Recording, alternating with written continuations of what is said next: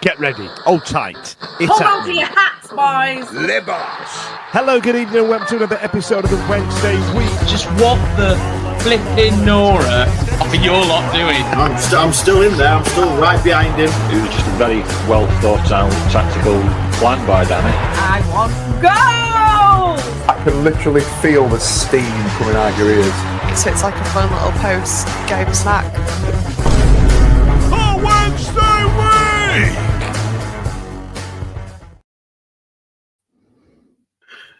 Good evening and welcome to another episode of the Wednesday Week. But it's a special episode this week because it's international football. No one likes international football. We've got nothing to preview, nothing to review, sorry. So it's a Q and A special.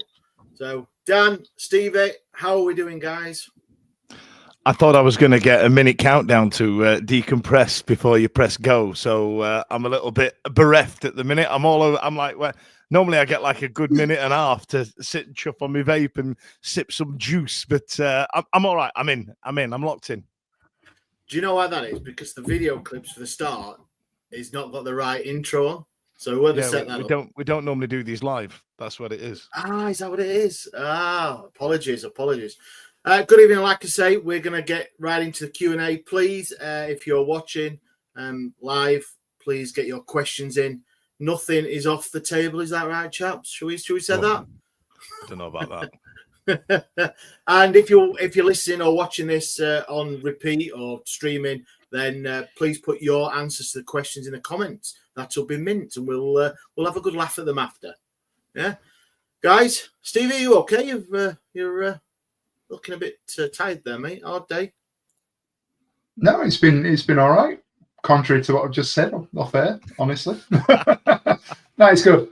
Mondays are Mondays, aren't they? And I get it. We chat about the lack of football on an international break, but from my point of view, I'm going to pull back the curtain. The football's on in the background. If you're at home and you're undecided as to what to do, stick the football on mute. Nobody wants to listen to people commentating about Marcus Rashford. Sam Matterface specifically. Yeah.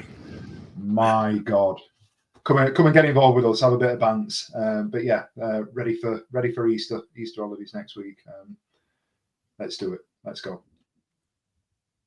But as always, you guys, you know the questions, but you don't know which order they're going to come in, do you? So that's what I'm worried about. Yeah. Do I? No, I don't even. I don't. Right, we'll start off with an easy one. And one that no doubt Dan will probably expand on a little bit. So we've had a question from Arbroath Owl on X, Twitter, whatever you want to call it. So here we go. What would you do to improve the pre-match and half-time entertainment?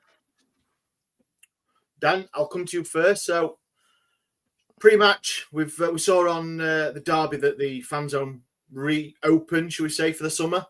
Mm-hmm. So there's one. But yeah, go on, Dan. How would you tackle the pre-match and half-time entertainment? I think given the conversations that we've had, I feel like Sheffield Wednesday's got an issue, or Hillsborough Stadium's got an issue in terms of space and what they can actually do. So, for example, when you and I went to Middlesbrough on Boxing Day, they've got those big open spaces around it. Derby County's got it because it's in the middle of a car park. You know what I mean? Sheffield Wednesday's in the middle of a housing estate, right? So you kind of have to, you're governed for space and you're governed via licensing laws and stuff like that. So in terms of pre-match entertainment, I feel like in terms of the fan zone, I don't think they can do much more to what they did. I mean, they put toilets in different places. They put bar in different. The queuing system's different. There was a food outlet there this time round. There's definitely thought process behind it. I think it's great. I love that they're thinking about it. There wasn't just this big one long grotesque queue putting people off going in there. There was genuinely space for people to mill around and meet the pals and that type of thing. Great.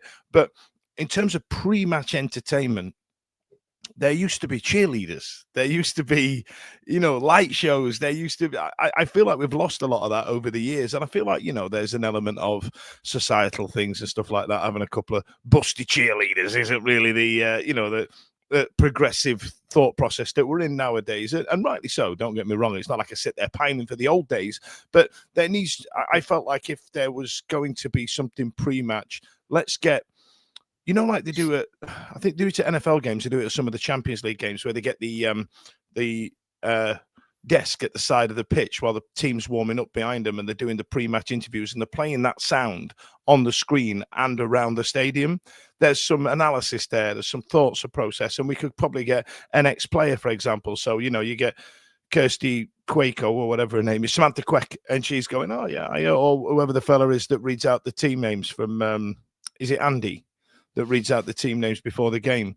He could be stood there doing a bit of back and forth with somebody with a bit of history in Sheffield Wednesday, something to keep people entertained, because at the minute there is not a lot going on, and all we're doing is focusing on how long the queues are for the beer, and there's no incentive to get into that ground early, because you think, it'll just be busy anyway. I might try and get a pint out here, and I might try and get some food out here, or the kids don't want to sit around in the stadium, or because there's nothing going on.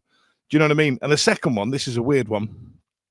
When they announced the team, I kind of want them to do it in like that big European style where they say the first name and we all chant the second name back. I don't know why, but I think all the Wednesday Dars would be a bit angry about it. Like, we'll go, and number 2, Liam, and everyone goes, Palmer. You know what I mean? Right? And that'll just be Stevie on his arm. Yeah. Something like that, though. I've seen it before online and everything. The opposition fans or rivals and think, oh, how Tim Pot's that, how Tim Pot. But because it's not a thing, like you've just said, Europe, they do it virtually everywhere. That is a thing. But because you try and do something a bit different, I imagine people go, bloody hell, God, look at that. What's all that? Tim Pot shit. Don't like change. What about you, Stevie? Pre-match and half-time entertainment. How would you attack it? I kind of disagree with Dan in the sense that, well, I agree of course you do. Of course you do. Early start, 6 minutes in. I agree with him in the sense that there's not a great deal to do outside, and you're kind of hamstrung and restricted. But at the same time, I do think there's enough space, and I know we've talked about this, I think, previously, whether that be privately or on here, the location of the fan zone in the car park area itself.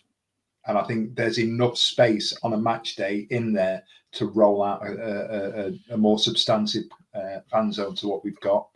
And I think that there is enough going on in the local community to make it just a better experience. So I've gone from this question from a point of view that if we were to have a fan zone, how would we make it better?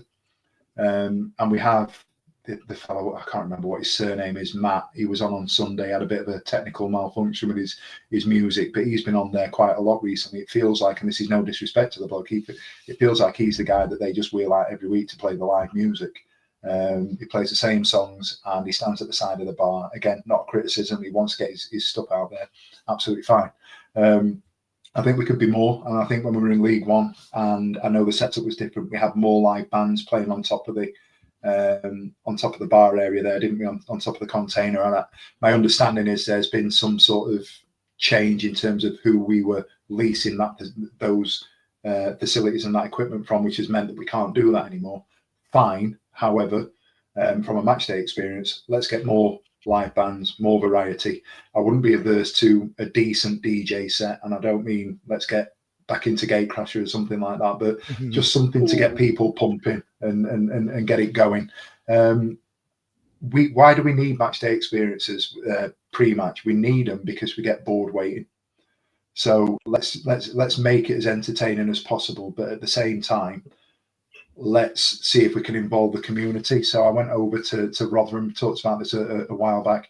They get community initiatives that are having stalls that are in and around it. So you're catering for a certain type of clientele. You're catering for a certain type of customer that might want to go and experience that, go and have a look at it. Just keep me entertained. Give me something that I can go and stick my eyes on before the game. But the big one for me, and we've talked about it again privately, why on earth are we not tapping into the resource that we've got at that club? For me, I take Molly down. If Molly went to the fan zone and had, I don't know, he's been out injured, for Maywell wandering about the place, or Bernard wandering about, or an opportunity to meet somebody, one of the players before the game, I think that'd be a really, really good experience for the youngsters, and maybe doing some sort of live interviews and entertainment.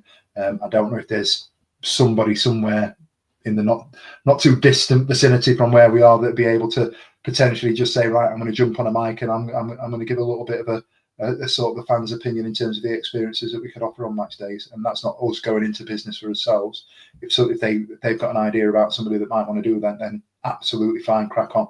But I just think there needs to be more to get your eyes on, more to get your ears around, more competitions, more opportunities to get involved in stuff.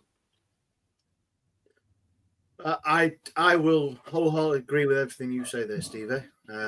Yeah, it does need looking at, and it needs looking at by people who are going to take it on and try and do something for the fans. We've had a couple of comments. Cy Hodgkinson, what we need is more fan interaction. Someone to interview fans before the game, play reruns of games, competition for kids to win stuff, vouchers. List is endless. And it's not expensive, Ash, is it? Sorry. Sorry, go on.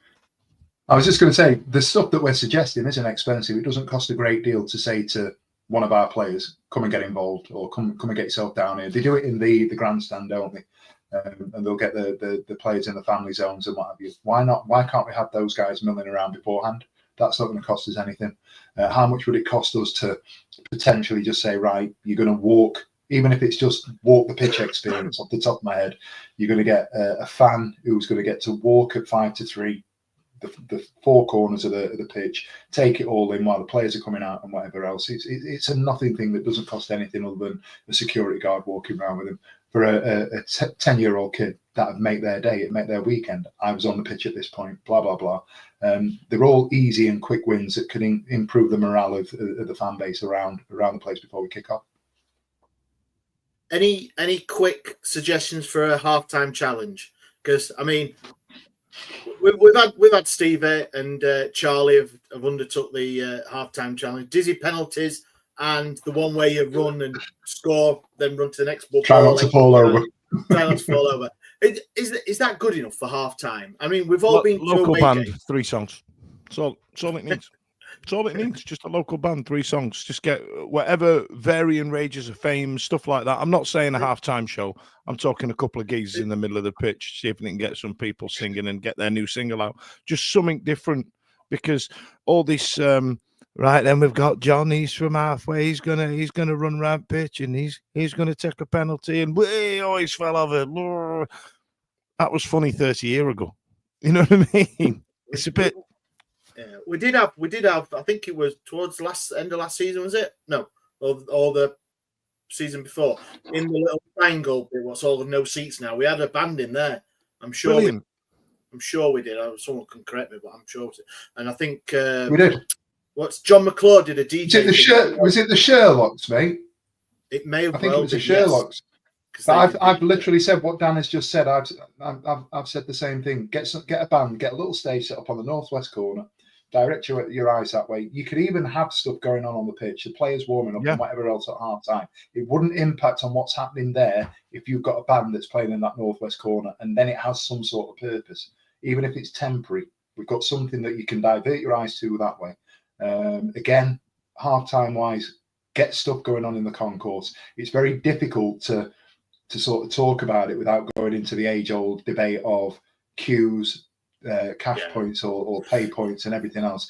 Trying to avoid that, but what can we do on the concourse to improve the experience? Have we got a player that can walk at half-time? Have we got something that's going on? Have we got a competition that you can go and get involved in?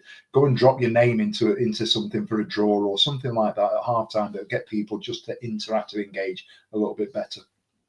But then I suppose I'm seeing it the other side. I know not everyone wants to do it, but at half-time, that is probably where the club want people to go and queue up for one beer, because you can't get 2 in the Cop anyway at half time.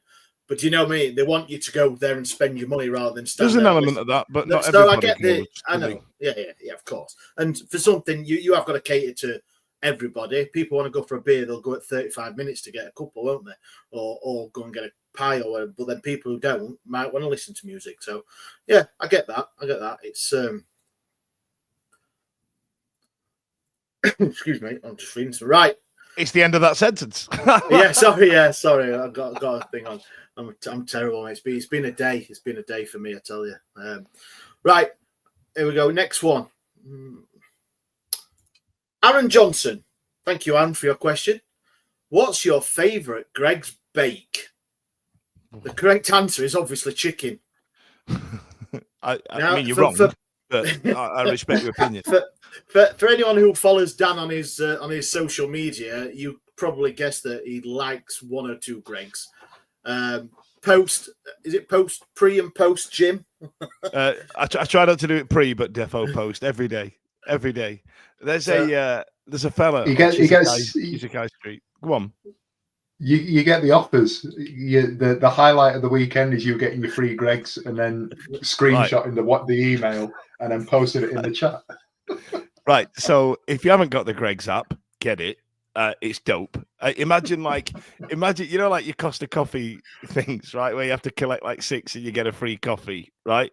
Like they have that in like 4 different categories. You've got like sweet treats, bakes, which include sausage rolls, breakfast items, and drinks, right? And so, depending on how you're switching it up, you can just earn points in various ones. So every now and again, get myself a free sausage roll kit.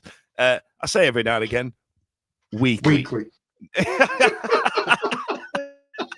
So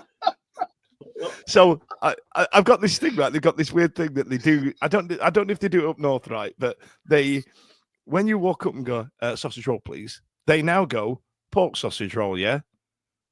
Like, because they don't call a bread cake a bread cake. They think you're after a sausage sandwich, right? So down there, a sausage roll has 2 meanings. Because he went pork sausage roll. No, fucking beef. What are you talking about? I couldn't understand what he was asking me. You know what I mean? And so now I go, sausage roll, please. Pork, yeah. Now he stopped asking. I go there quite a lot. But there's this wonderful old fella that works at the one that I go to. And he has he must have a box of like costumes. This week he's had on Wonder Woman costume. He still gets Greg's uniform underneath. Jesus in his like early 60s, skinny old fella. And I tell you what, he's wonderful. I wish I talk about engaging with every customer, knows everything, caught my Wednesday badge, and now he looks out for the Wednesday scores and talks to me about it. You know what I mean? When I go in, he's absolutely wonderful. Get the Greg's app, and they're on a commission as well. So get it. Well, what's the question? What's your favorite bake? Greg's bake. Sausage, bean, and cheese. Elite tackle. My local Greg's, the one that I live, is part of a petrol station. So when I had a diesel car and I had to fill up, it was low. But now I've got an electric. I don't go to the service station, petrol station, so I don't need them to. So if I'm going to Greg's at like 6 in the morning, I'm going to Greg's. It's not like I'm filling my car up. I might as well have a coffee and something here while I'm here, aren't I? Yeah. So I go. So I've been trying not to do it, and then the app, great, Dan. I echo what you're saying, but my wife and me have got the same account, so you double up. So who's collecting the points? Who's collecting the free gift? They're all one. So it's just the same app. So you both collect it, and it just goes on to. So whoever gets there first gets the free bit. but I got caught out. Dangerous. I got caught out because I went at like 6 in the morning on the way to work. Last week before, and obviously paid and all that. Like business paid for it as well, so it didn't cost me anything. And then at night, I sat there, and Vicky went, "Have a Greg's this morning." I went, "Yeah." She went, "Yeah." I got the notification saying we got a free hot chocolate. I was like, "Oh, you've been 9 times." Yeah, outed me. But I agree with you, Dan. I don't really like the bakes, but if I had to gun to my head, it would be a sausage, bean, and cheese. Stevie? I'm going to be really boring. I don't eat a lot of Greg's, but I do like steak bake. Steak bake. That's a surprising answer, Stevie, for no other reason than I didn't have you down as a steak guy. It's better than chicken, Dan. God damn it. Speaking of chicken, actually, if you get a big enough Greg's now, I'm now a connoisseur of Greg's. They now do like a McChicken style sandwich and with like lettuce in it and stuff like that. And Craig's been on, says Greg's coffee is elite. Can confirm, 100% true, for 10 out of 10, no notes. And they do like this. If you get the opportunity you can upgrade it. You can get some potato wedges as well. Can confirm, absolute banger.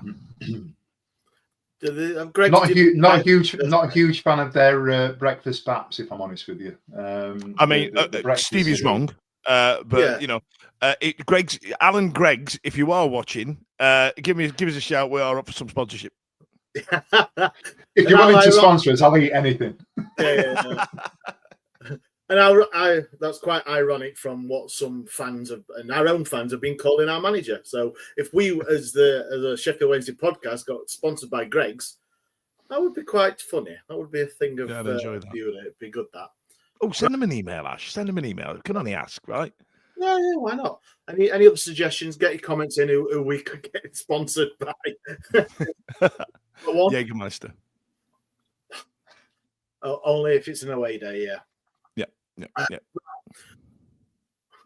Sorry, Gary, I didn't get your surname, but in our LMS chat, which is a great source of humor.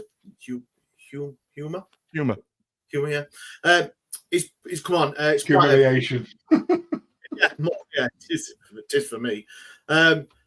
Beadle / Charles debate. Not going up, not going down. Are we not going up? Still there, aren't we? We're not going up. So is it time to train our own young players? So I know, I think it must have been about 3 or 4 months ago when we did one of these Q and A's. We did touch on the Pierce Charles. Dan wanted to sell him for 10 million type of all this sort of shenanigans. But this is a slightly different question, obviously coming towards the end of the season. Stephen, where do you sit on this one? With 8 games left to go of the Sheffield Wednesday season, we're not going down, but we may still be going up, as in we still have a sniff. So, what's your thoughts? I don't see the merit of changing now, if I'm honest with you. And I think it's a strange time of the season, given everything that we're talking about at the moment, to suddenly turn around and suggest that based on, and this is, again, no disrespect to Pierce Charles, because I absolutely expect him to be our number 1 next year. And I expect us, or I would love for us to be able to tie him down and be that player that we've talked about in terms of moving him on, if we're following that Brentford model of buying and selling our assets to become that kind of club. He's the guy, excuse me, he's the guy before Gassama that we were talking about, isn't he? With everything that he's got a phenomenal pedigree. He absolutely has. We can talk about the debates around whether or not he's tall enough, he's big enough. Based on, and again, to go back to my original point, with the greatest respect, based on his ability to kick the ball better than any other goalkeeper that we've seen in recent times, I don't think that's quite enough yet to put him in over Beadle. Not because I think Beadle's a better goalkeeper. I just think for the way that we are with the team at the minute, I think we've got to keep Beadle in. I think it's too much of a risk to put a young goalkeeper who's not yet been a number 1 in at this stage of the season and expect him to carry that burden. If he goes in and he proved me wrong, absolutely fine, and I'll be the first person to pat him on the back and go, that's absolutely brilliant. However, I don't think now is the time to be changing the goalkeeper. Daniel, what's your thoughts on this? I know you'd like alluded to in reading out the question that you had some pretty strong opinions on this debate, but it is a slightly different angle. Yeah, like the goalposts have moved, haven't they? Right. So back when we spoke about this in November, I was like, cash in on him. His stock's high. Get money. Get mults. Let's do it. Anybody who plays Balatro on their phone, they'll know what I mean. Stack mults. But like I said, the goalposts have changed, and everything's relative to where you are at the time. When I talk about this point, if you were a Nottingham Forest fan, you'd now be disappointed if you didn't get Champions League football now, right? You know what I mean? Whereas at the start of the season, you'd have gone, shut up, you silly clown. We just want to finish mid-table. Like, things change as it moves on. However, I think because we've sat his ass on the bench for 3 months since the last time we spoke about this, I don't think his stock is high anymore. And I think it could be higher after international breaks, after international tournaments, after international qualifying campaigns and all the rest of it. So keep hold for the time being, because he's going to be worth more when he plays more. Could he have been worth 5 million back in November when we had those international breaks and all the rest of it, and everybody was talking about how great it was? Maybe. Is he worth that now? No, he ain't. He's just a reserve goalkeeper in the championship, mid-table championship team, which is, terrible to say, don't get me wrong, but it is what it is, yeah? I don't know. I I do believe Charles is going to be number one next season. So would you rather him be number one in a mid-table team that we are now, say, for 8 games, and have that experience? Because I think a lot of thing that's been thrown at Pierce Charles is that he's not had the experience. He's played in the League Cup, hasn't he, a couple of times? Yeah. He's not actually playing the league yet, so he's not tasted that sort of atmosphere, that sort of game. I know international, someone will shout that he plays international, but I'm saying at Hillsborough and away games. I think Craig's put it in. I don't know whether, I think I'm more in Craig's camp here. Craig says, think until it's completely out of sight, playoffs he means, stick with Beadle. If with 4 games left, it's mid-table, play Charles. Sensible. So I think I'm with that, because what you're going to get, if Stevie disagrees a bit, but no, off the shake your head. But I think if you've got 4 games left, what is the point in playing Beadle? You might as well give Pierce Charles 4 games against mid-table teams as well, aren't they? I think we've got. Yeah. Portsmouth, Watford. I can't remember the Blackburn, is it? I think, and someone the last Middlesbrough. They are. So you've got three out of the 4 games, maybe top 12 teams. Yeah, but my other thing there is there's been a lot of noise being made around our ownership and our chairman over recent days and the last week or so. From a business standpoint, if playing Pierce Charles versus Beadle means that we could finish, and it could be this crazy, we could finish 6th or we could finish 13th. You want to finish as close to 6th as possible, don't you? Let's say we chuck him in with 4 games to play because we think we're out of the playoffs and he stinks the joint up. What does that look for him? What does that look like for him going into pre-season and then going into next year with him, whoever's in charge? I can't believe we've flip-flopped on this, Steve, because like when we spoke about it 3 months ago, I was like, what if it comes in and he stinks the joint up? And you were like, nah, he'll retain it. Let's get him in. I don't believe for a second that he will. I actually, when I was shaking my head earlier on, I actually disagree. I still think he's worth a shit ton of money. I think he's an absolute saleable asset. And I think given that he's got time on his contract yet, for me personally, with the best will in the world, get him as much money as you possibly can on a contract to tie him down for even longer, because that makes him a more saleable asset. However, I still think he needs a year, 2 years with us, whatever level we're playing at, as the number 1 goalkeeper. I rate him that highly. The bits that I've seen of him, I just don't think now is the time to be putting in this player in the situation that we're in. And we also, I think from a moral point of view, and people will be up in arms when I say this, from a moral point of view, dropping Beadle, I just don't know if it's the right thing to do in terms He's of on loan. I don't give a bollocks. He don't play for us. When I say this from a player development point of view, we have a duty of care to look after the players that we've got on loan. Right. So we send him back if we're not playing him and not paying him anymore. With 4 games left. With 4 games left. Save ourselves 4 weeks worth of wages. You know what I mean? It might cover up the prize money that we miss out on because we finished 13th because Pierce Charles has stunk the joint up. I have no. Stick with Beadle. I just think stick with Beadle. So Stevie, stick with Beadle. Dan, are you on the same as Craig, where he said about depending, obviously. Then again, yeah. Well, I was going to say I'm more on the thing with Craig, but then again, if you think you think Charles is good enough to play the last 4 games, you obviously think he's good enough to play 8. What you're saying is he's not a playoff. He's not a top half goalkeeper. To me, that's what it means, doesn't it? Can I offer one last viewpoint? I'm sorry. Please do. No. Sorry, all right. No. We are talking about what's the biggest hang up that we've got at the moment is, and I'd argue this, and there might be people that want to comment on this as well. I think we would be more accepting of not getting into the top 10 if we knew that the manager and his coaching staff were going to be around for the full season next year, because we rate them that highly. If we knew, I personally would take finishing 10th, 11th, 12th if Danny Rule, Chris Powell, Sacha Lenza, Pedersen, the lot of them, we're all going to be here next year, and we're going to go, right, we'll give it a renewed push, and we'll go again, and we'll see if we can do even better next year than we've done this year. If that's the case, then we're saying that we absolutely trust this management team and this coaching setup. That includes Sal Bibbo, who is the goalkeeping coach. Now, between them, Bibbo, Pedersen, Rule, Lenza, have all looked at it and gone, right, Beadle's our number one.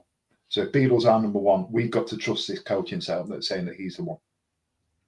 Christ, I honestly, it went to the last 5 words. I thought, what the fuck are you talking about? I can look at your face and you're tight there going, yeah, what the fuck is it? The question was, hey, do you play Piers Charles? If you would have offered the fans that would have been a lot more accepting of the coaching team. What the sweet child it's of avocado thing. beans on steak bake is he talking about until right at the end where he went, and we trust him. All right, cool. Man likes manager. Tick. I don't think it's just the fans know that Danny's going to be here next season. I think there's going to be a lot of players that don't sign that contract until they've got concrete evidence that. But what about Piers Charles?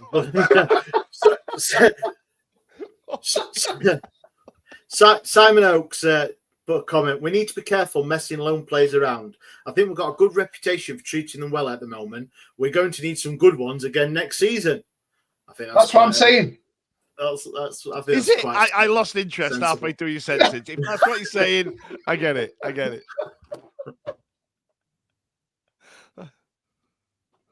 Put some adverts on, Ash. Put some adverts. Yeah, sure. Good. Chris Rock's going to tell you something. So it sounds. Yeah, as the guys say on 31 minutes and 53 seconds, here's some ads trying to sell you something. Oh, geez, we're back into the second half. If you missed that first half, well... Stevie was talking the whole time through those adverts. I don't know if you noticed. I don't know if we caught the back end of them, telling us about Piers Charles, and somehow was talking about the tea lady. Don't know what was going on.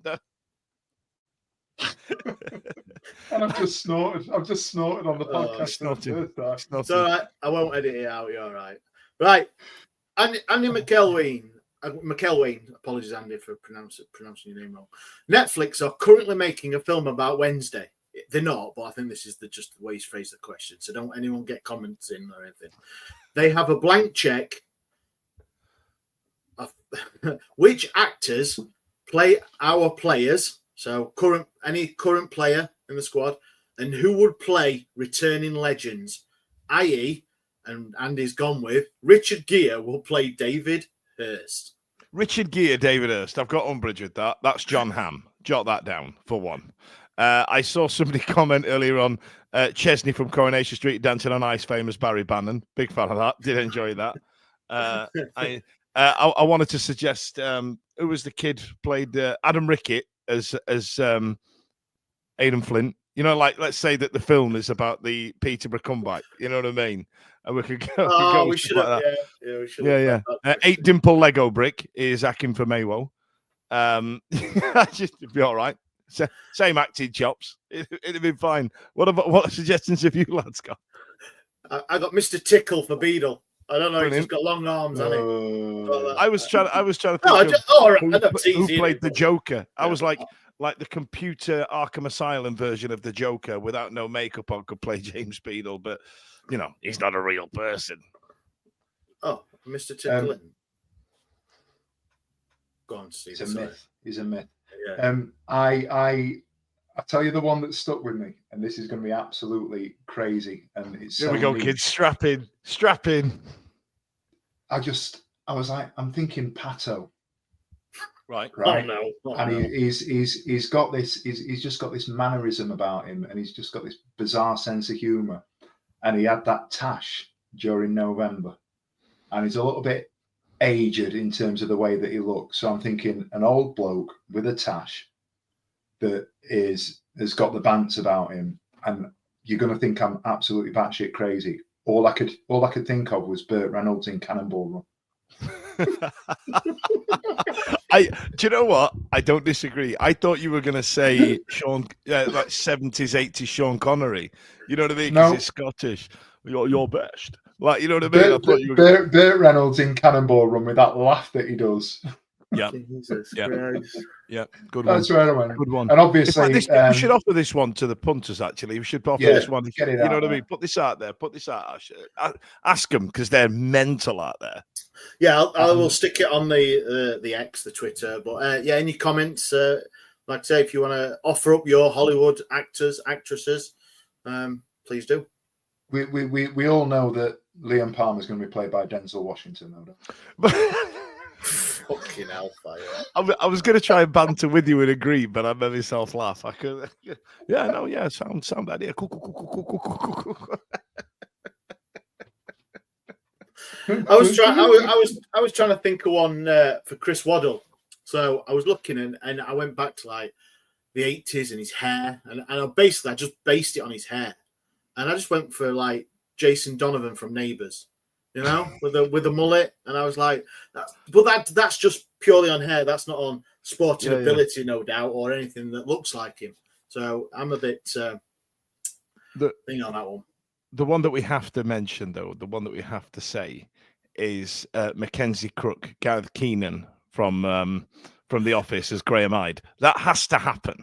That, you know what I mean? Even if he just comes in and goes, I was in a motorbike race last night, and then just leaves, I'm all right with it. Hello, Gareth. Hello, Graham Hyde. Cock. Brilliant. What about if I just go through some of the squad we've got? Quick fire round. Quick fire round. So let's go. Deshaun Bernard. Mr. T. Oh. Who did you say, Stevie? Deshaun Bernard, Mr. T. No, I didn't say anything. Deshaun Bernard. That big long pause has ruined the quick fire round, ladies and gents. Point. It's got me. Dan wins that one. Marvin Johnson. Marvin Johnson. Oh, one of Cheech and Chong. I don't even know what that is. Is that like a... It's one of the guys. The guy stands outside the nightclub going, "Come on in, pull your lover." It's a titty twister at the industrial one. Apple pie. Yeah. Can I give one more? Yes. Before you put Hergel McMurgle's comment up. I genuinely can't see. I've got this thing where in my head Samuel L. Jackson looking really angry could look like Dominic Iorfa. Brilliant. I thought you were going to go on, if it's a Netflix movie, Samuel L. Jackson will play Danny Roll, and I thought that'll just anger the dads. I thought that's what you were going to say. He was going to be my next one. I was going to say Danny Roll. I was going to say, who could you come up for? There's a guy called Daniel. I think he's called Daniel Brühl or something like that, right? He plays Nicky Lauda in the is it called Rush? You know what I mean? The guy that goes, "Oh, you call me a rat." You know what I mean? He's also in Inglourious Bastards, right? He's in that movie. I think he'd be great. He'd be a great Danny Roll. Correct accent and everything.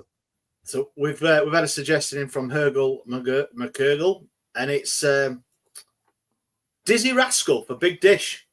Head splits like a banana. Yeah, man. Let's get him in. Bonkers. There was a Dizzy Rascal song I tried to learn all the words to. I can't remember what it is now. It weren't Bonkers. I think it was Dance With Me. And I can't remember any of it. I was going to give you a rendition of it now, but you're going to have to. Nope, it's gone. Sorry, lads. I'll do it. This is like when I did my Butlins audition to Blackstreet No Diggity again, isn't it? This is, or Blackstreet Don't Leave. You know what I mean? I'm just. Is it not culturally appropriate for me to sing these songs? Is that what's happening, or do you just think they'll sound terrible? A little from column A, and a little from column B. Yeah, sometimes maybe good. So, following on from this question, we asked this question in the WhatsApp Last Man Standing group chat. So we put it in, and quite a few people put on. But then I said, why don't we flip it, and why don't you pick Hollywood actors that play the podcasters? John Hamm. Who do you think would play each one of us, not just us, the whole gang, Holly, Chaz, Sai, and John. All right. So please, in your comments, please get in who you think would make good thing. I have got, and shout out to Stu Williams, who does contribute quite a lot on here, and he's in the chat, who's come up with his suggestions, and I'm going to run through them. Right. Bear with me. Stevie is played by Will Smith. Yes. Right. I'll take it. I feel Game like you're over. building something here. Go on. Daniel is played by Scott from Five. I'll take it. I'll take it. Charlie is played by Renée Zellweger. What, doing a scrunch lip mouth routine? And Lee, You're going to offend Holly here, aren't you, or something, aren't you? No. Simon, it's not Santa. He's going to be played by David Jason. Only fools and horses fame. I mean, I don't know why. We've had a couple of questions, a couple of answers in on the comments. We've got Simon's put in Dan Fudge, Max Headroom. Brilliant. And, I used to have hair like that. And Craig said Holly Anne Hathaway. She'll take it. I think She'll probably take it. Charlie Florence Pugh. Oh, great one. I I tell you what, though, we've already squared this up for us three, though, because it's obviously, and it's from right to left. Ben Stiller, Jack Black, and Robert Downey Jr. Would be a great way to play us in a movie. I don't know if I'm allowed to say that on the internet. Have you got the graphic? Get the graphic. I don't think I've got the graphic anymore. I did make it, didn't I? It'll be in the group chat. No, I'll I ain't got continue it. before I find it. Anna Kendrick plays Holly. Right. Yeah. Oh, that's a good one. Yeah. Simon Pegg plays John. Excellent. Yeah, good one. Yeah, and the rat bastard has got Brian Blessed. Gordon's alive. Plays me. Brilliant. So, Brilliant. Yeah. Hergel McGurgle's been on and paid. Surely Simon is more Nicholas Lyndhurst. David Jason. Brilliant. Yeah. So we've had some. Yeah. So keep them coming in, and we'll read some out as well. Yeah, that was pretty good, and I think we got more out of the people suggesting us than we did for suggesting players. But, What do you mean, you people? Will Smith, though. I'll take that. I was giving you a hilarious line from the movie Tropic Thunder to double down, but we missed it. Carry on. Play me out, Johnny. Bling, bling, bling, bling. Right, we've had a question in from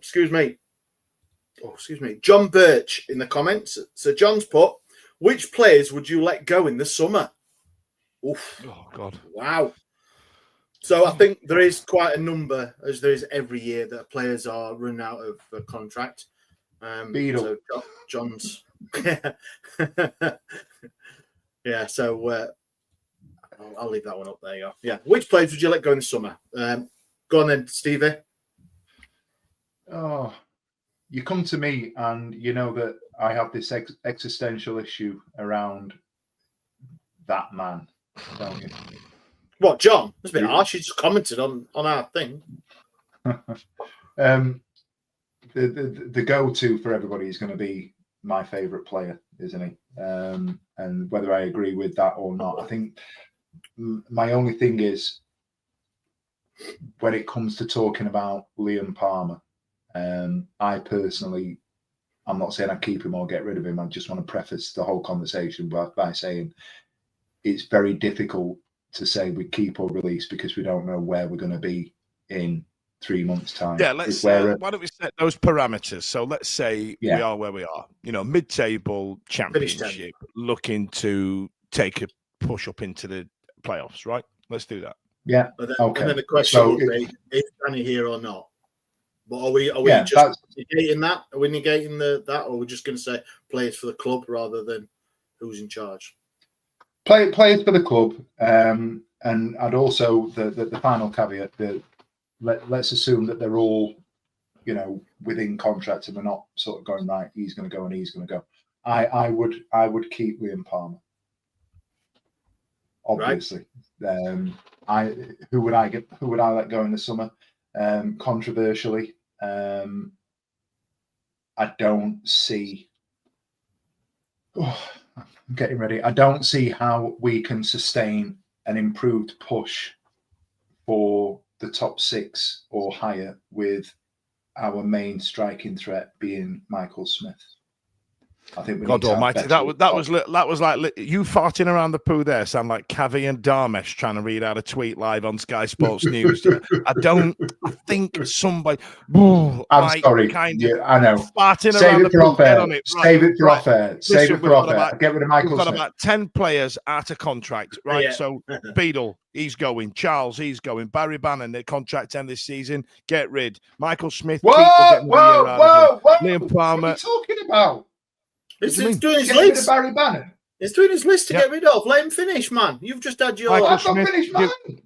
Mike Smith, Game of the Year. Liam Palmer, get rid. Callum Patterson, keep. He's worked hard enough. Marvin Johnson, 34, get rid. Paul Valentin, Paolo One Trick, get rid. Akin for Maywo, made of Lego and is a Lego brick, get rid. There's better out there.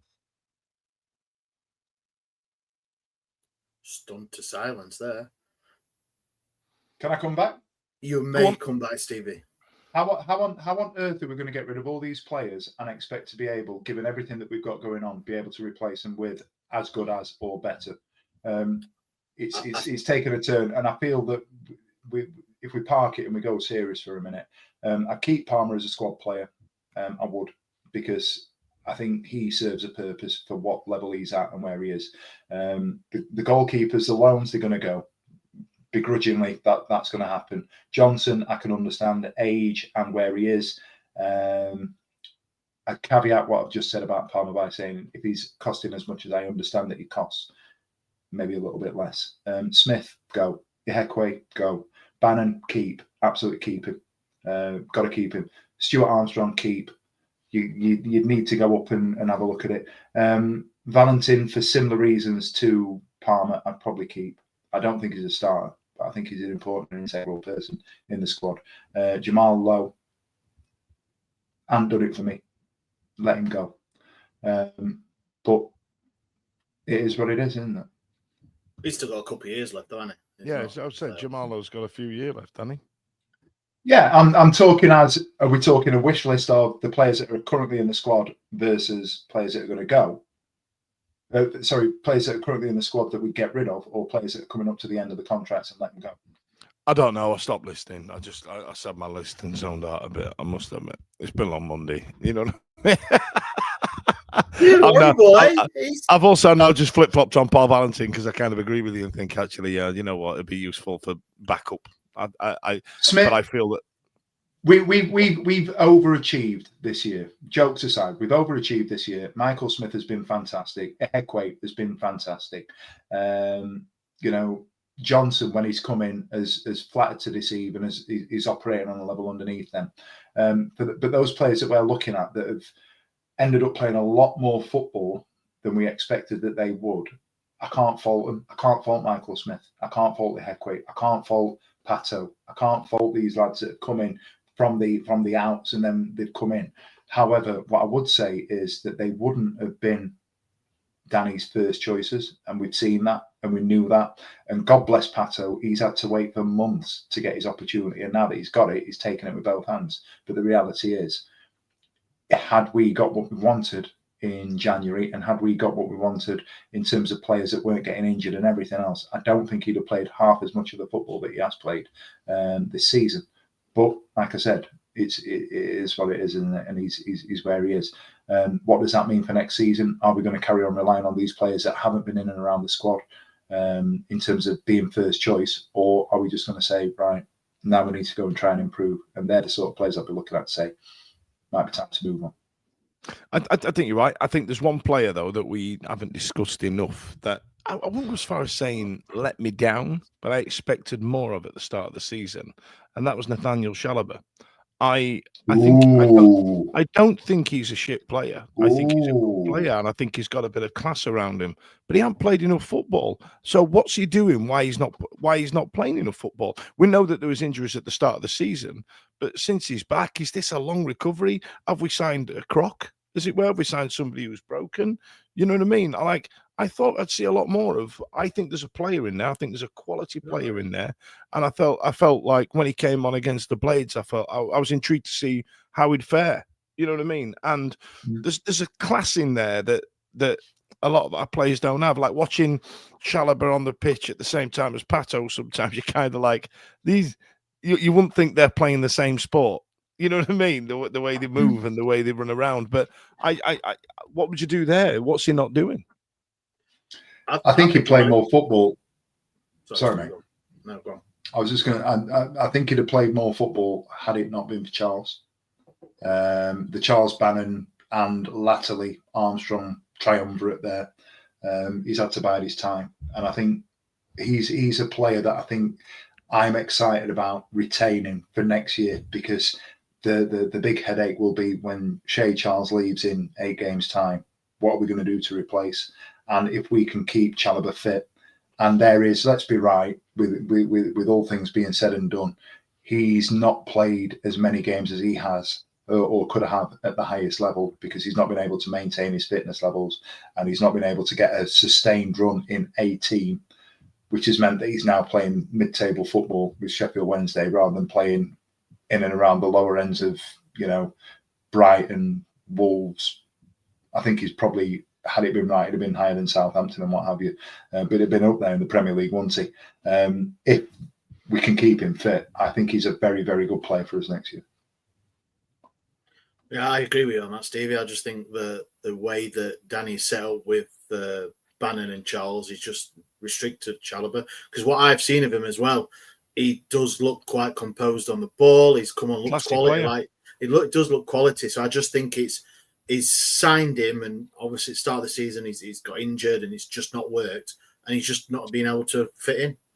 That's purely me. On the who I'd let go and keep situation, I agree with Stevie. There's a hell of a lot of players that I'd love to see leave, but realistically, what things are going on at the club, you can't.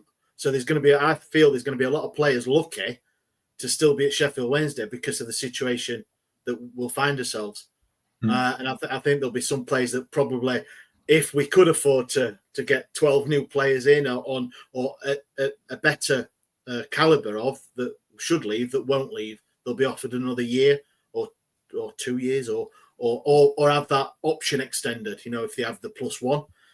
And it's horrible to say that because we should be able to swap and change and get out the dead wood to go from, if we finish 10th, to properly being in amongst the top 6. So yeah, there's players that I'd get, but I think there'd be some lucky players. But because you want to ship out, just say ship out Johnson, ship out Iorfa. I don't really agree with Firmino. I think he's been good before really good before he got injured. And it's not loads of injuries. He's had one major injury, hasn't he? So I think he's not injury prone for me. I just don't think we've got the money or probably the foresight to get in that extra caliber of player. Fucking hell, lad! You have absolutely sucked the fun out of that question, haven't you? By being all pragmatic and normal. Well, who are we going to replace him with? Who are we getting rid of? Just fucking. You got rid of absolutely everybody. Who you kept? Fuck them. Dan, who you keeping? Half the squad. Who am I keeping? Let me have a bloody look here. Olaf Kabatsky, he can get in the bloody bin.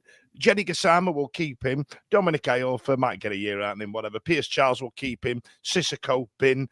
For me, well, I'm on the fence with. Let's have a look. Ben Hamer, what did we be signing for in the first place? Chalobah, keep him. Armstrong, keep him.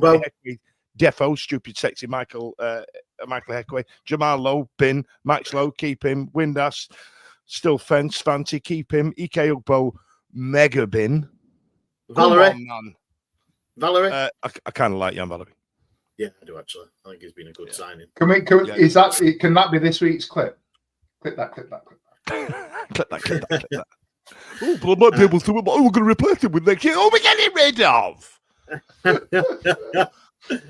Right, and time's going on. We've got a final question in from Mr. J. Hang on, let me pull this up. Mr. J, obviously we've seen in the last week online and there's been Simon with a Y from 1867 News has put out quite a few tweets and things that is Mr. J's asked. Do you back the Enough is Enough campaign that Simon from 1867 News has put out regarding Mr. Chansiri? As a fan base, we must stay together. What's your thoughts on this? Stephen, go with you first. Oh, you come to me first. Oh, sorry. The tricker. It's a difficult one, isn't it? I don't know.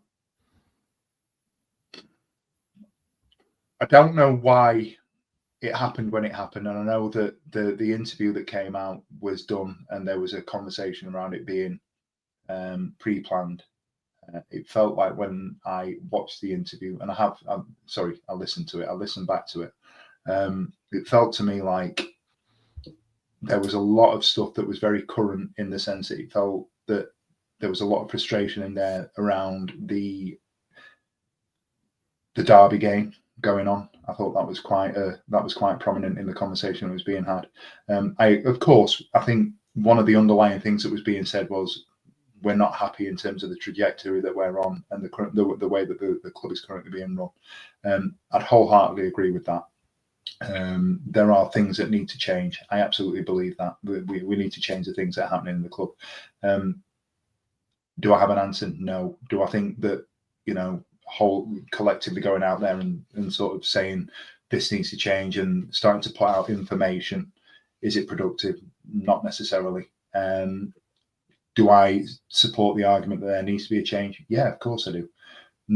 I don't necessarily subscribe to the fact that the chairman is the root of all evil in terms of, the all-seeing, ever-loving, mother-trucking bastard that people make him out to be at the time. He's been ill-advised. I've said this, we've said this. He's been ill-advised at time, and I think he's chased his tail a lot with the things that he's done based on poor judgment and poor advice that has been given 7-8 years ago in terms of the money that he's outlaid, and he's been making up for that ever since. From an objective point of view, what do I want to see? I would like to see him better advised in the earliest instance. I'd like to see us in the summer say, right, we've got a board that are coming in and going, right, let's give him somebody to talk to. Let's give him somebody to give him some advice. Let's give him somebody that can sound some ideas off. And let's give him somebody that will make those footballing decisions for him. What that looks like in the long term, I don't know at the moment. Simon's heart is in the right place, and this isn't me being negative towards the interview that took place. It's not at all.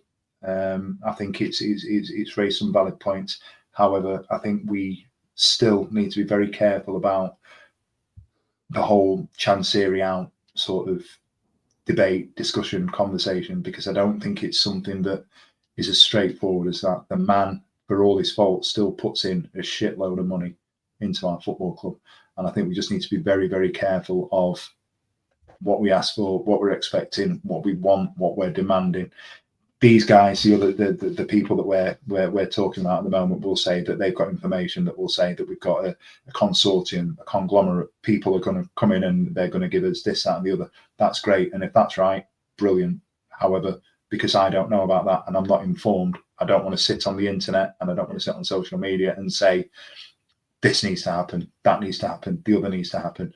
What I do know is that we've got a chairman that I don't think is going anywhere anytime soon. And instead of campaigning for lots and lots of change and saying that this could happen and this will happen, and I'm ITK and I've got this information, what I'd rather have as a sort of a wish list, if you like, is for me to just go, in the short term, let's speak to Chansiri and let's see if we can make the best of a difficult situation in the short term to see if he can do things better himself. If you had a corner shop, Stevie, and you put Freddo's up to £1, and there was a geezer outside going, hey, don't go in there, his Freddo's are rate expensive. Don't go in there. And they're telling you, don't you go in there, don't go in there. and then he started chucking tennis balls into the corner shop, you'd be a bit pissed off, wouldn't you? You know what I mean? And I understood why 1867 group were a little bit, they tried, and this is going to sound insane. They actually forced some change. I was in the internet on Saturday, Twitter or X on Saturday was awash with this big long thread of conversations, and there was a few things that kind of picked out for it. There was a geezer said, who are you in this? There was another geezer that said, you're just the next one in the line. Like we had Wednesday 20 odd 30 years ago. We've had 1867 group, and now it's just his turn.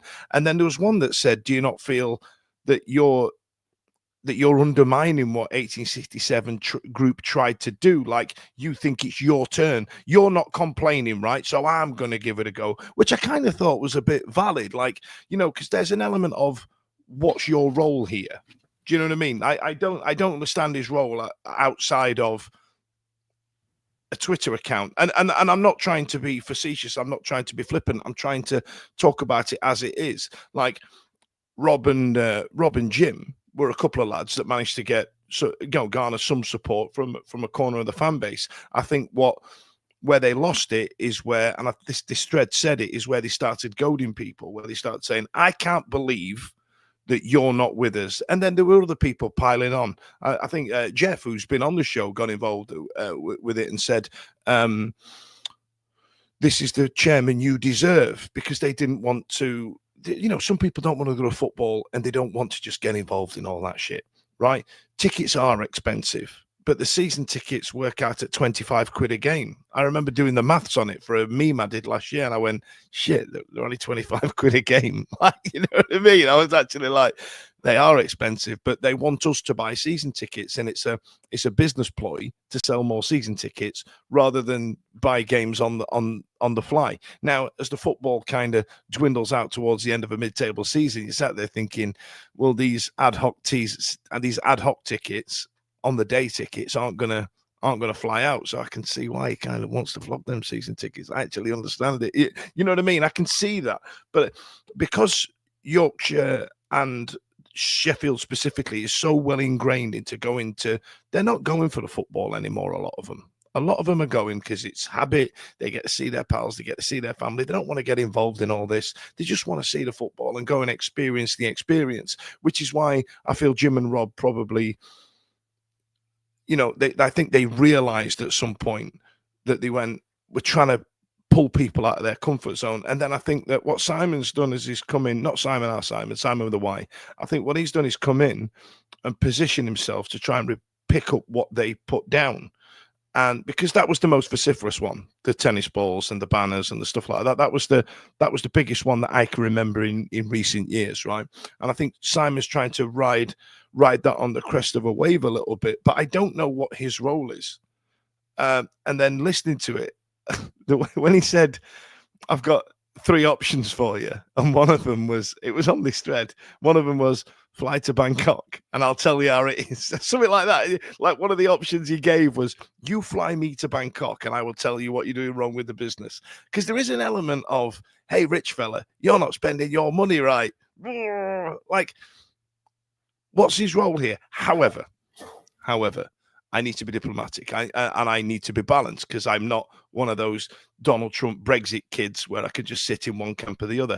Does change need to happen? Yes, it does. Do I feel that change has happened over the last couple of years? Yes, it has. Do I feel we're paying the prices for some terrible decisions that we made 8 years ago? Yes. Did the chairman warn us 8 years ago that if we didn't get promoted, we would be in some financial trouble? Yes, it did. Did we try and cheat by overvaluing our stadium? Yes, we did. So it kind of flip-flops. It's not as black and white as people would have you believe. But then there's all these cryptic tweets coming out saying, "Oh, I can't believe what you won't believe what I heard last night." Right? And then there was one about the kit. The only reason that we're selling the Macron kit cheap is because rats. Is because we've not paid the bill to Macron. Now the way these deals work is that things go up for tender. It's called they go up for tender, right? People bid for the privilege of printing your kit, and we pick the best ones and stuff like that. Yeah, what bill? The fuck are they talking about? I don't understand. Someone's going to have to explain to me why we have a bill that we haven't paid to Macron, unless we've bought some stock and we haven't paid them for it. However, that is a legally binding contract. Whether he pays it next week, whether he pays it next month, it doesn't affect me. It doesn't affect me on the pitch. But what we're doing, we're complaint layering. You know, like a Karen in a restaurant where they go, shit, I didn't order rocket leaf. And she knows full well she could just take the rocket leaf out of her sandwich. But what she'll do is she don't want her complaint to sound flippant. So she'll go, and it's cold in here, and the heating's not very hot in here, is it? It's cold. And he was a bit surly to me when I came in. And it's all shit in here, isn't it? And the wine weren't very nice. And all of a sudden, because you want to make a big complaint out of something small, and that's the way it comes across to me right now. Now, if there's salient arguments instead of cryptic tweets, I'll be like, yeah, I get it. Change needs to happen. Exactly I understand that. it. Exactly that. But there's not enough information for me right now. Yeah. I'm sorry, Ash. Can I just to sort of specify where I am with it, that last statement that Dan's made? You've asked the question where we're talking about something now that we are speculating on stuff that we don't have as a group here now tonight. Enough information to say this is me, this is where I am. To Dan's point about rumours.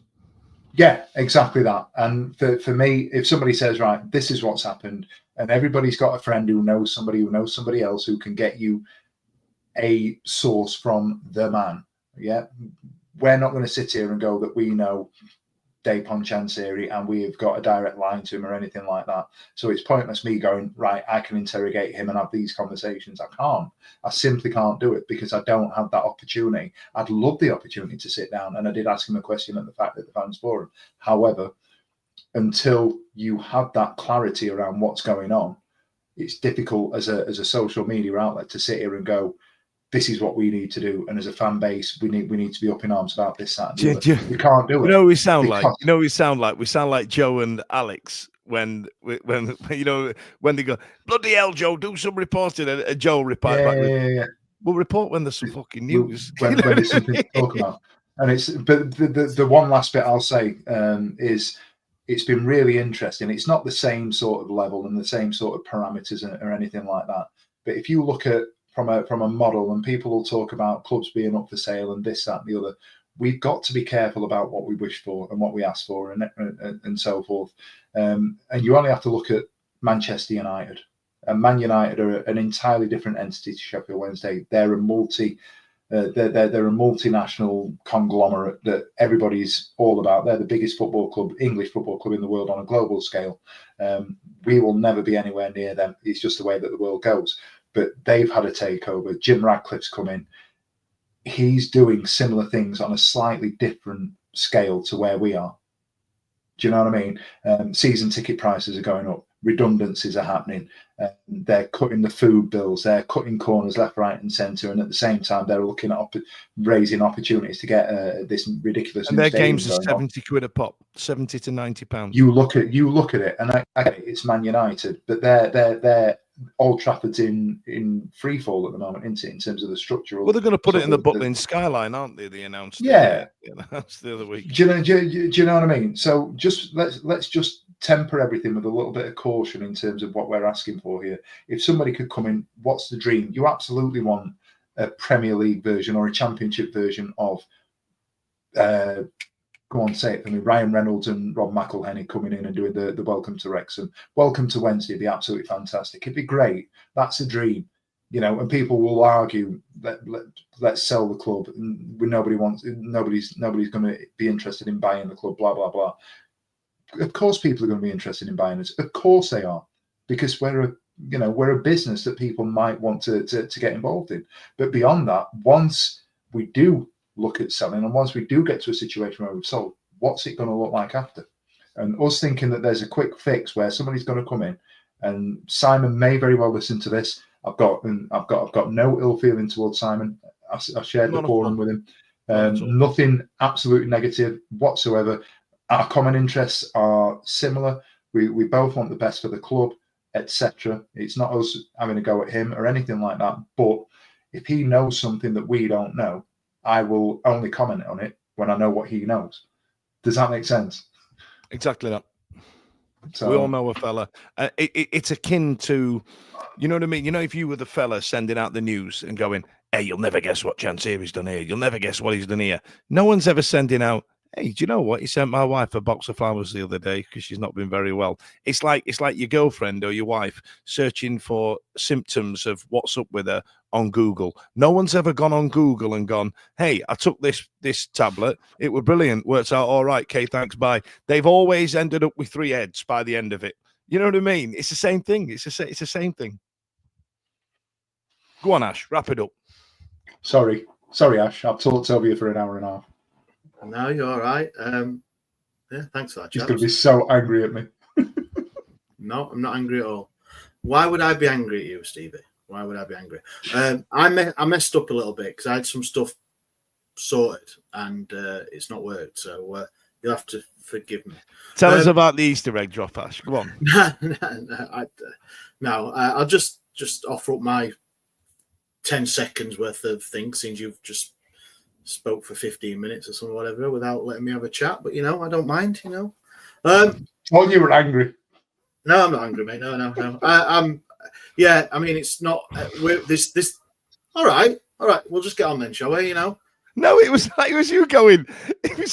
We're going on for ages. Then you gave it a big preamble. Then he chirps in with told you were angry. Then you're going, I'm not angry. You could have said it and gone by now. We could all be in bed.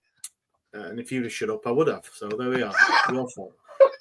Anyway, if anyone's been on social media today, you would have seen this announcement come up.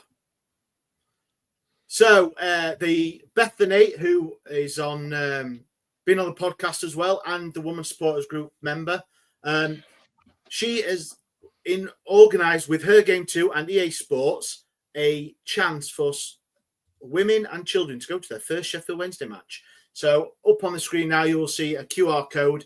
If you scan that QR code or see it on social media, if you're listening to this, go through, put your details in, and you can apply to be able to go to your first football match, which I believe is the Hull City game on the 12th. Yes, on the 12th, I believe. Fifth. It's the 12th then, Oxford. So it's Oxford game on the 12th. So apologies. So there you go. So we've... oh, Jesus, Dan. Bloody hell. You can tell where he's not hosting, can't you? It's still more succinct than when I'm hosting, mate. I must have it. So get yourself on there and apply for some tickets so you get to go. Also, as Dan just mentioned, we have our annual Easter egg drop. So currently we haven't even started it for collecting the games. We've got over 200 eggs. So we are well on already to beat last year's 659, I think it was. So, if anyone's coming to the Hull City game, Oxford United game, we will be outside the Mega Store collecting your egg donations. And for every donation, there we go, look at that, he's even put the other one in. For every donation, you will be put into a prize draw to win £75 voucher at the Mega Store. So, unfortunately, the 50% off has finished now. But thank you very much. Everyone, thank you very much for joining us. Excuse me. Thank you, Dan. Thank you, Stevie. Everyone, like, click, subscribe, comment on the videos. Thank you very much. And we will be back next week with a normal episode of the Wednesday week. Ciao. Every week, live from 8 p.m. It's the Wednesday week. Bringing you football analysis. He came in. I think he scored a goal. Bringing you banter. Yeah. Bringing you responsible life hacks. Met you wonderful souls at 10 a.m. for some shots. The Wednesday week. 1, 2, 3, 4 live. Available on all social medias. Obviously, this goes out on YouTube and as well as all the other social media out there, podcasts, etc. The Wednesday week 24-25 season. Join us. Put on your